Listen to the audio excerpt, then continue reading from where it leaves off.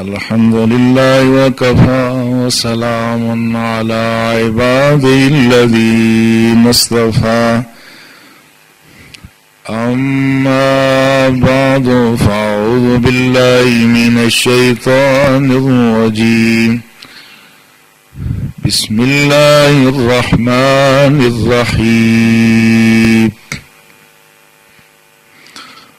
والذين جاءوا من بعدهم يقولون ربنا اغفر لنا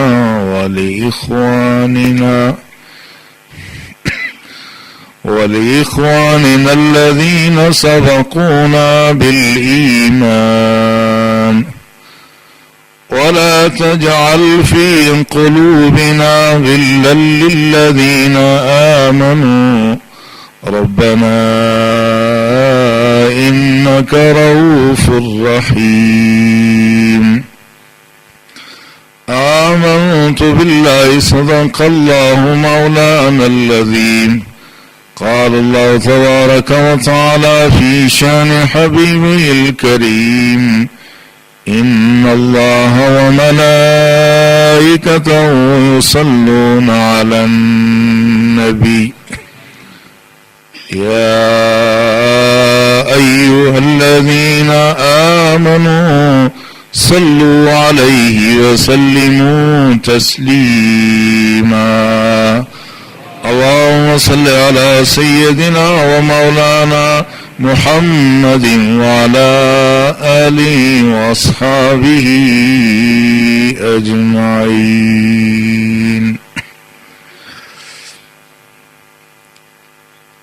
لائق احترام برادران ملت، پچھلے ہفتے جو سوالات دیے گئے اس میں بعض سوالات کا میں اختصار سے جواب دے بھی چکا ہوں، لیکن مجھے لگتا ہے کہ اس میں کچھ تفصیل سے بات کرنے کی ضرورت ہے تاکہ سارے پہلو واضح ہو جائیں. اس میں ایسے سوال پوچھے گئے ہیں جو نماز جنازہ کی ادائیگی کے بعد دعا کا معاملہ، اس کے بعد جو فاتحہ کا ہمارے ہاں معمول ہے تیجا 40واں وغیرہ، اس میں کہا گیا، بعض لوگوں نے کہا کہ یہ ہندوانہ رسم و رواج ہیں. ان صاحب نے غیر محرم کے بارے میں بھی پوچھا کون کون سے ہیں. بہرحال یہ کسی ترتیب سے ہی بات ہوگی، سارے سوالات کا بھی آج جواب نہیں دیا جا سکتا. اس لیے بنیادی طور پر یہ چیز مشاہدے میں آئی ہے کہ ملت اسلامیہ جس کا طرہ امتیاز اعتدال اور توازن تھا، اور جس کے لیے اللہ نے فرمایا وَكَذَلِكَ جَعَلْنَاكُمْ أُمَّةً وَسَطًا، اور اسی طرح سے ہم نے تمہیں ایک امت وسطیٰ بڑی اعتدال اور توازن والی امت بنایا ہے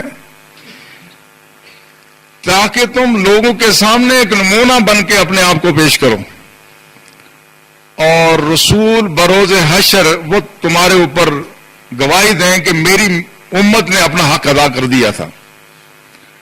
لیکن عام طور پر مشاہدے میں یہ چیز آتی ہے کہ ملت اسلامیہ میں اب اعتدال کا عنصر آہستہ آہستہ مفقود ہوتا جا رہا ہے اور ملت انتہاؤں کی طرف جا رہی ہے.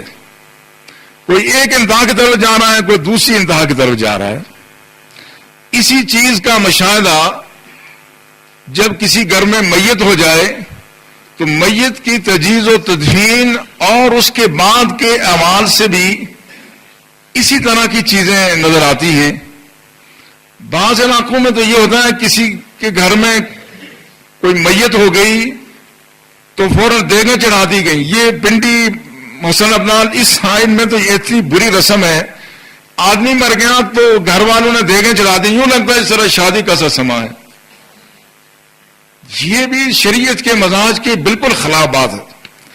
ہمارے ہاں بھی بعض لوگوں نے اب یہ سلسلہ شروع کر دیا کہ دن کا کھانا پکوا کے جو پیسے والے لوگ ہیں وہ پڑوس میں کسی کو پیسے دے دیے کہ تم کھانا پکا لینا، اعلان ہو جاتا ہے جی فلاں گھر میں کھانا پکا ہوا ہے، لوگ وہاں جا کے کھانا کھا لیں.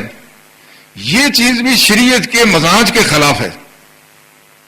اب دن کا کھانا اگر نہ کھایا گیا، دن کو آپ کو کھانا کھانے کو ویسے ملتا بھی کہاں ہے، اکثر لوگ صبح کھا کے پھر شام کو ہی کھاتے ہیں، تو جنازے والے دن کے وقت کھانا کھانا کیا یہ کوئی ضروری امر ہے جس کے بغیر زندگی کا سلسلہ آگے نہیں بڑھ سکتا؟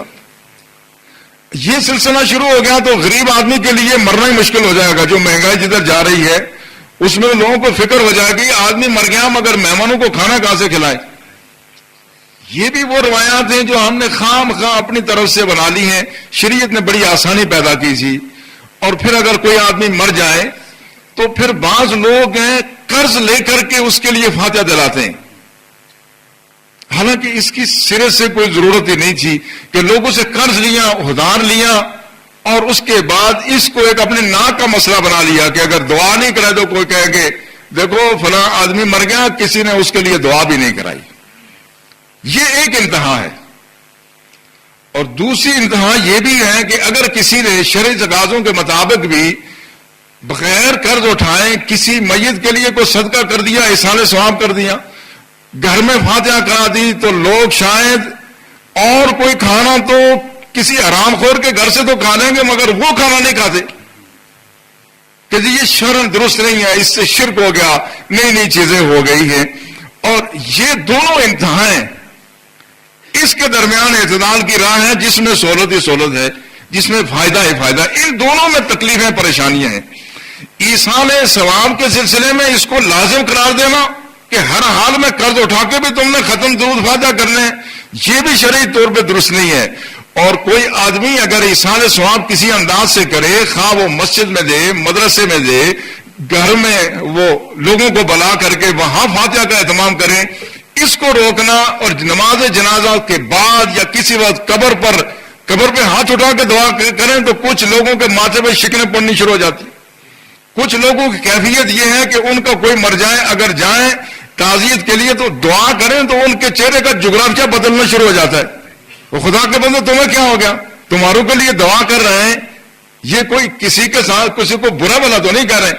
یہ جو کیفیات ہیں یہ دونوں انتہائیں ہیں اور اعتدال کی راہ اس کے درمیان میں ہے. وہ میں قرآن و سنت کی روشنی میں آپ حضرات کے سامنے بیان کروں گا. کہیں آپ سمجھیں کہ کوئی بات قرآن و سنت سے ہٹی ہوئی ہے تو مجھے پرچہ لکھ کے دے دیں، میں اس کی وضاحت آئندہ جمعہ انشاءاللہ کر لوں. اللہ اور اللہ کے رسول جل جلالہ و صلی اللہ علیہ وسلم جب انہیں امت سے، مسلمانوں سے کوئی کام مطلوب ہوتا ہے تو اس کی کئی صورتیں ہیں. ملت سے کوئی کام کرانا ہو، ترغیب دینی ہو تو دو طرح کے اس میں حکم دیے جاتے ہیں. ایک ہوتا ہے امر ترغیبی. امر ترغیبی یہ ہے کہ اللہ جل شانہ کسی چیز کی شان بیان کر دیں، اللہ کے حبیب صلی اللہ علیہ وسلم کسی عمل کو پسندیدہ قرار دے دیں، اس کا خود اہتمام کر لیں، تو یہ اس بات کا پیغام ہوتا ہے کہ ملت کو یہی کام کر لینا چاہیے جو اللہ اور اللہ کے رسول نے خود جس بات کی تعریف فرمائی ہے. اور شرعی اسلام رسول اللہ صلی اللہ علیہ وسلم کے سامنے اگر کوئی کام کیا جائے، رسول اللہ اس کی تعریف فرما لیں تو وہ کام صرف یہی نہیں کہ اللہ کے رسول کی نظر میں پسندیدہ ہے، وہ خدا کے نزدیک بھی پسندیدہ ہے. اور اللہ کے رسول کسی بات پر اگر ناگواری کا اظہار کریں تو وہ نہ صرف یہ کہ اللہ کے رسول کی نظر میں ناگوار ہے، وہ خدا کے نزدیک ہی ناگوار ہے. بلکہ ایسا کوئی عمل جس کے بارے میں رسول اللہ صلی اللہ علیہ وسلم کو اطلاع ملی کہ یا رسول اللہ فلاں شخص نے یہ کام کیا تھا، رسول اللہ صلی اللہ علیہ وسلم نے اس پر خاموشی اختیار فرمائی، تو یہ بھی معلوم ہوتا ہے کہ یہ رسول کی خاموشی بھی رضا ہے، یہ امر بھی اللہ کا پسندیدہ عمل ہے. اور اگر کوئی کام خود اللہ جل شانہ اہل زمین کی، اہل ایمان کی کوئی بات تعریف فرمائے کہ نیک بندے یہ کرتے ہیں، یہ اس بات کی علامت ہے کہ اللہ کو یہ عمل پسند ہے. اور اگر یہی کام عرش معلیٰ پر ہونا شروع ہو جائے تو پھر اس میں کوئی شبہ پہلے بھی نہیں تھا، پھر کوئی اس میں شبہ باقی نہیں رہتا.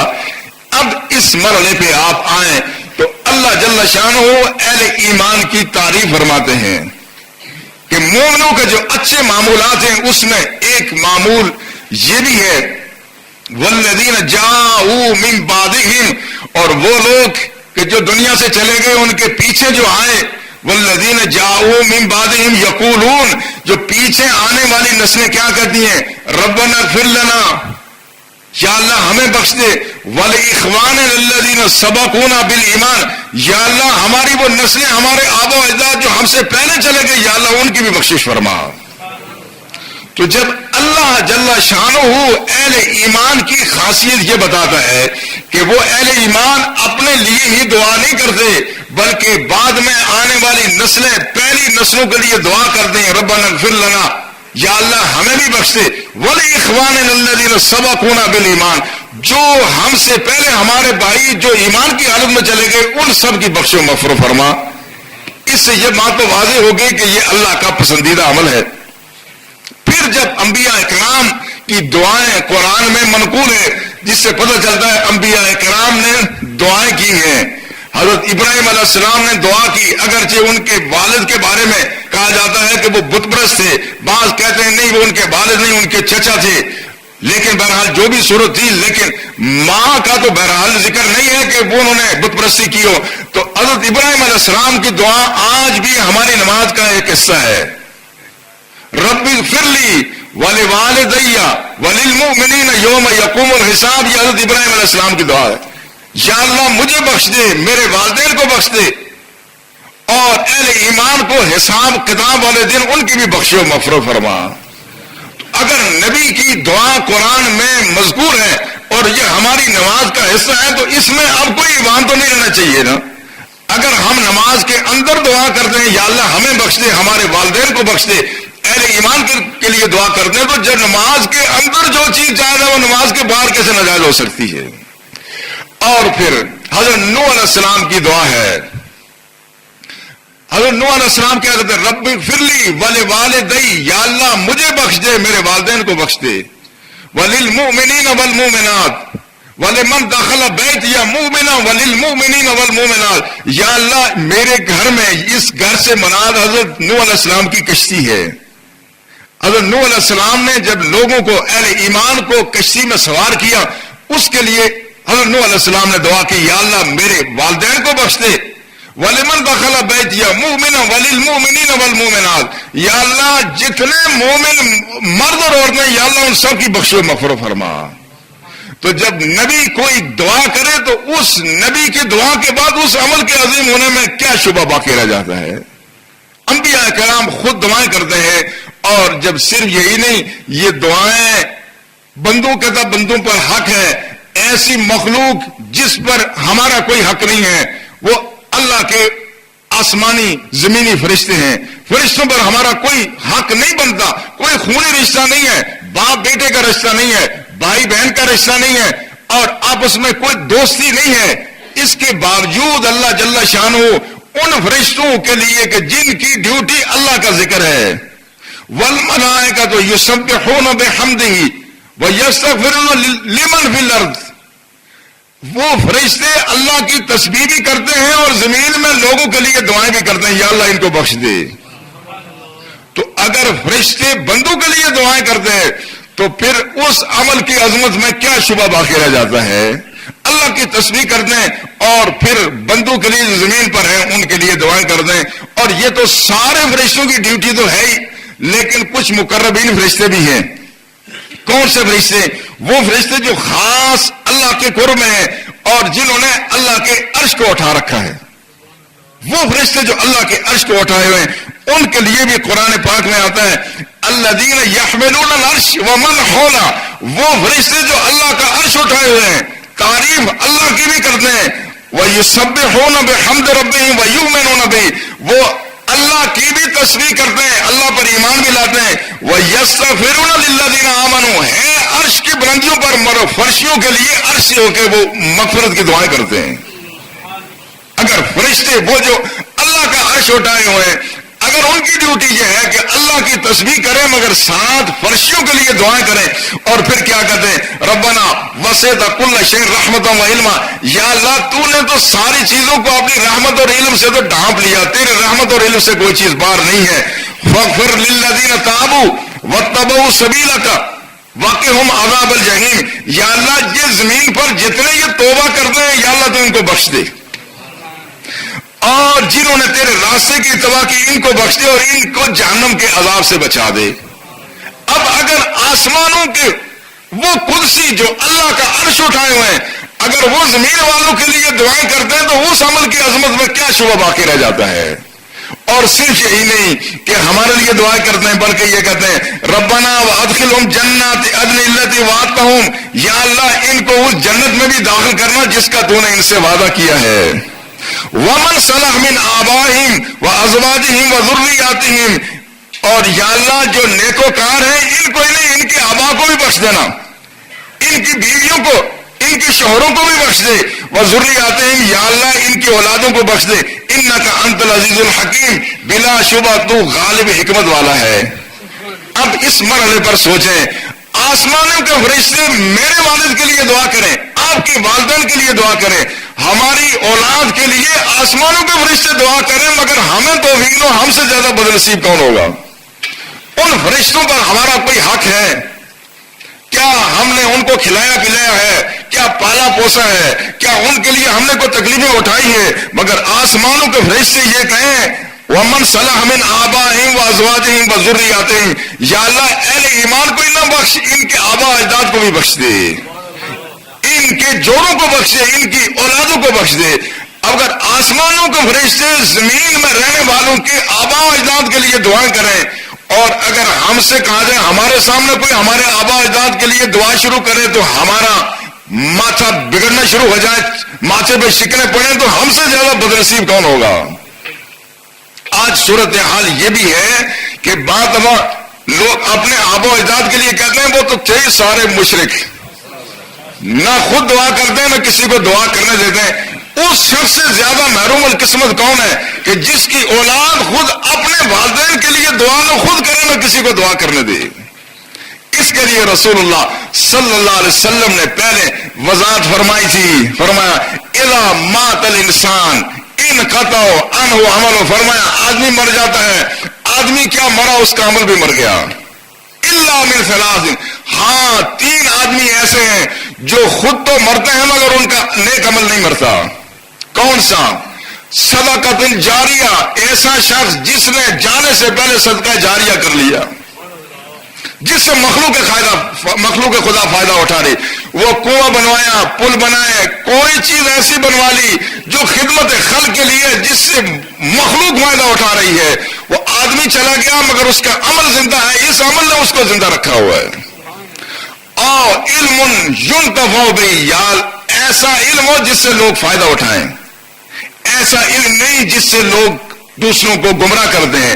ہمارے یہاں ایک طبقہ ایسا بھی ہے، اہل علم ہے، جو اس وقت ہم مسجدوں میں ہیں اور وہ اپنے آپ کو بڑے دانشور سمجھتے ہیں، وہ لوگوں کو لے کے نوجوانوں کو ہوٹلوں میں بیٹھے ہوئے ہیں اور ان کو گمراہ کر رہے ہیں. ایسے علم سے خدا کی پناہ ہے، یہ علم نہیں ہے، یہ جہالت سے بھی زیادہ خطرناک ہے. فرمایا ایسا علم جس کے ذریعے سے لوگوں کو فائدہ پہنچے. وَوَلَدٍ صَالِحٍ يَدْعُو لَهُ، اور ایک نیک اولاد جو اپنے والدین کے لیے دعا کرے. یہ 3 اشخاص ایسے ہیں کہ ان اشخاص کے مرنے کے باوجود یہ اللہ اور اللہ کے رسول کی نظر میں یہ زندہ رہتے ہیں. اب جب ہم نے یہ حدیث پڑھی تو ہمیں استادوں نے یہ بتایا کہ یدعو لہو کی جو قید ہے فن حدیث میں، انہوں نے کہا یہ قید اعتراضی نہیں ہے، یہ اتفاقی ہے. اب اعتراضی کا مطلب یہ تھا کہ اس کا مطلب یہ نہیں ہے کہ اگر کوئی دعا نہ کرے تو نیک بیٹے کا فیض اولاد کو نہیں پہنچے گا. ایک بیٹا اگر دعا نہ بھی کرے لیکن اس کی جو نیکی ہے، خود نماز پڑھتا ہے تو نماز کا فائدہ اس کو پہنچے گا. اگر وہ نیک صالح ہے، پاک باز ہے، پاکیزہ کردار کا حامل ہے، خدمت خلق کے جذبے سے سرشار ہے، تو جو عمل کرے گا اس کا فائدہ اس کے والدین کو خود بخود پہنچتا رہے گا. اور ہمارے استادوں نے بتایا تھا کہ یہ قید اعتراضی نہیں ہے، اتفاقی ہے. مگر اب پتہ چلتا ہے یہ قید اعتراضی بھی ہے، یہ اتفاقی نہیں تھی. حالات تبدیل ہو رہے ہیں، اس لیے کہ ایسی اولاد بھی ہے جو نہ دعا کرتی ہے نہ دعا کرنے دیتی ہے. تو وہی ولد صالح کام آئے گا کہ جو خود والدین کے لیے دعا بھی کرے اور ان کے لیے دعا کرنے کی ترغیب دے. ایسی اولاد اگرچہ خود تو نماز پڑھے مگر خود نماز پڑھنے کے باوجود والدین کے لیے دل میں بوجھ رکھتی ہو، والدین کے لیے ہمیشہ لان تان کرے، ان کو مشرک اور کافر کہے، ایسی اولاد بھی زندہ ہونے کے باوجود بھی والدین کو کوئی فائدہ نہیں پہنچا سکتی. وہی اولاد فائدہ پہنچائے گی جو والدین کے لیے دعا بھی کرے، استغفار بھی کرے، ان کو اپنی دعا میں یاد بھی رکھے۔ اور رسول اللہ صلی اللہ علیہ وسلم نے والدین کے ساتھ حسن سلوک میں یہ بھی فرمایا، ان من البر بعد البر، والدین کے ساتھ حسن سلوک میں یہ بات بھی شامل ہے۔ کیا بات؟ ان تصلی لابویک مع صلاتک، کہ جب اپنے لیے فرض نماز پڑھو تو والدین کے لیے نفل نماز پڑھ لیا کرو۔ وَأَن تَصُومَ لَهُمَا مَعَ صِيَامِكَ، جب اپنے لیے فرضی روزے رکھو تو والدین کے لیے نفلی روزے رکھو۔ امام مسلم نے اس حدیث کو روایت کیا ہے۔ تو والدین کا مقام مرتبہ تو یہ ہے کہ آدمی اپنے لیے کوئی فرض عبادت ادا کرے تو والدین کے لیے نفلی ادا کرے، اپنے لیے اگر زکوٰۃ دے تو والدین کے لیے صدقہ خیرات کرے۔ جائے کہ کوئی اولاد ایسی بدنصیب ایسی بدبخت ہو کہ نہ خود کرے نہ کسی دوسرے کو کرنے دے۔ لہذا اس میں یہ بات معلوم ہوتی ہے کہ اہل ایمان جب دنیا سے چلے جاتے ہیں تو پھر ان کے لیے دعا مغفرت کرنا، استغفار کرنا، یہ اللہ اور اللہ کے رسول کے نزدیک پسندیدہ عمل ہے۔ یہ دعا اس لیے بھی ہے کہ جب کوئی آدمی دنیا سے چلا گیا، رسول اللہ صلی اللہ علیہ وسلم نے فرمایا، مل میت فی القبر الا کالغریق المتغوث ينتظر للدعوت تلحقه من اب ام اخ اور صدیق۔ فرمایا جب کوئی آدمی مر جاتا ہے تو عالم برزخ میں جب جاتا ہے تو وہ ایسا ہوتا ہے جس طرح کوئی آدمی ڈوب رہا ہوتا ہے۔ غالب اکثریت انبیاء کرام، اولیاء اعظام، شہداء اعظام، یہ مستثنا صورتیں الگ ہیں۔ عام جو بندہ مومن ہے اس کی صورت یہ ہوتی ہے جس طرح آدمی ڈوب رہا ہوتا ہے۔ تو جب آدمی ڈوب رہا ہوتا ہے پھر کیا کرتا ہے؟ آدمی دیکھتا ہے کہ کاش کہ میرا ہاتھ کوئی پکڑ لے۔ وہ دنیا سے جانے والا شخص بھی ینتظر دعوتاً، وہ دعا کے انتظار کرتا ہے کہ اللہ کرے میرے لیے کوئی دعا کر لے۔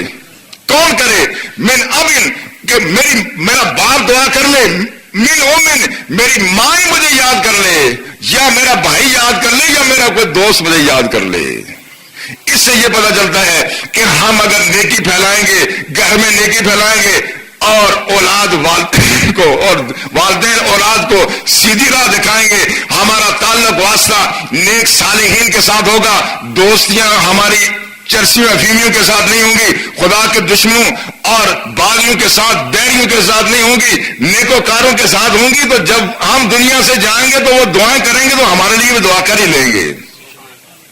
تو پھر کیا ہوتا ہے؟ اور فرمایا جب وہ دعا ہوتی ہے تو وہ عمل اللہ جل شانہ ان کو پیش کرتے، اللہ ان کو اس کا ثواب عطا فرماتا ہے۔ جب ثواب عطا فرماتا ہے، ما من شیء احب الیہ مما امامہا، جو ان کے سامنے جو جب وہ ثواب پیش کیا جاتا ہے تو اس مرنے والے کو اس سے زیادہ پیاری کوئی چیز نہیں لگتی ہے۔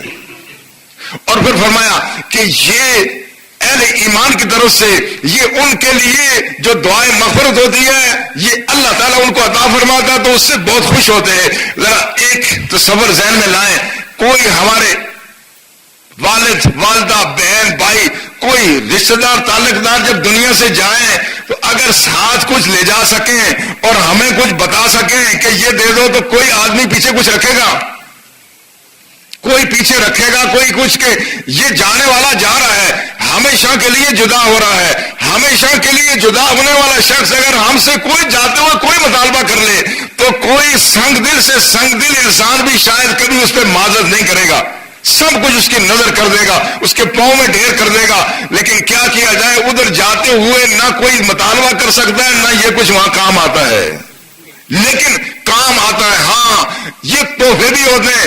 اسی حدیث کے آخر میں رسول اللہ صلی اللہ علیہ وسلم نے فرمایا اِنَّ تُحْفَةَ الْأَحْيَاءِ لِلْأَمْوَاتِ الْاِسْتِغْفَارُ لَهُمْ، فرمایا زندوں کی طرف سے جو تحفہ مردے کو دیا جاتا ہے وہ اس کے لیے استغفار ہی ہوتی ہے۔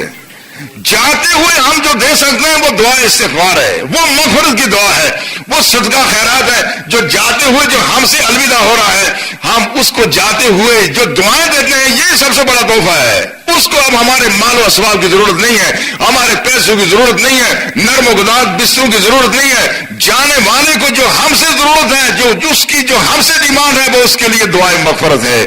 اس لیے کوئی شخص جب عالم برزخ میں چلا جائے اور دنیا سے جب اس کا سلسلہ منقطع ہو جائے تو سارے کام چھوڑ کر کے سب سے پہلے اس کی تجہیز و تکفین کی جاتی ہے، اس کی تدفین کی جاتی ہے، اور اس تدفین میں جو آخری ملاقات سمجھ لیجئے، آخری ملاقات میں ایک دو نہیں ہوتے، سینکڑوں اور ہزاروں سارے بستی والے، محلے والے، دوست احباب، اپنے بیگانے، سارے اہل ایمان اس کو الوداع کرتے ہیں۔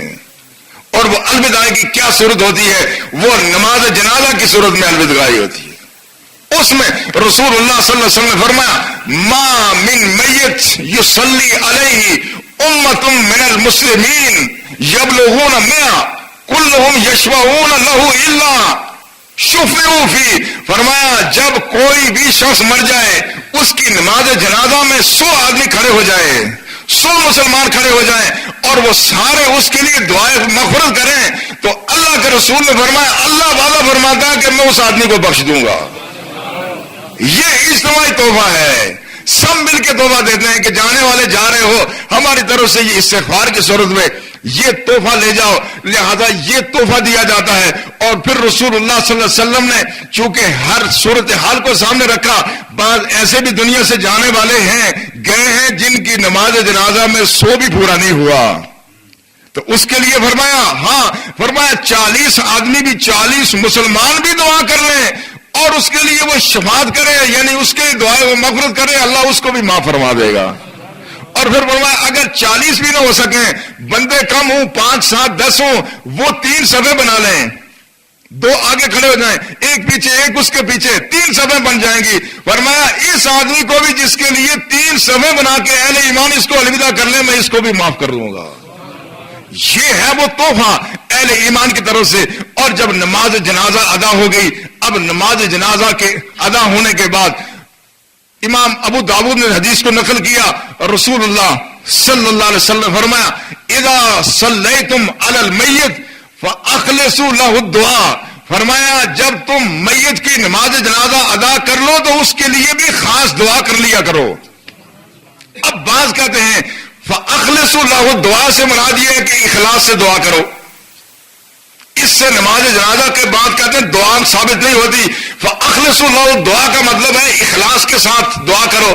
تو اب کس مقام پر اخلاص کے بغیر بھی دعا کرنے کی اجازت ہے؟ کوئی ایسی جگہ بھی ہے کہ جس میں کہا جائے کہ نہیں اخلاص کے بغیر بھی، یہاں تو اخلاص کے بغیر کر لو اور جب میت جا رہی ہے اس کے لیے اخلاص سے دعا کرو؟ نہیں، حدیث کے قرائن یہ بتاتے ہیں، آپ خود بھی اس بات پہ سوچے تو پتہ چلے گا کہ یہاں اخلاص کی قید الگ بات ہے، یہاں اخلاص کی قید کے ساتھ ساتھ خاص اس کے لیے دعا کرنے کی ضرورت ہے۔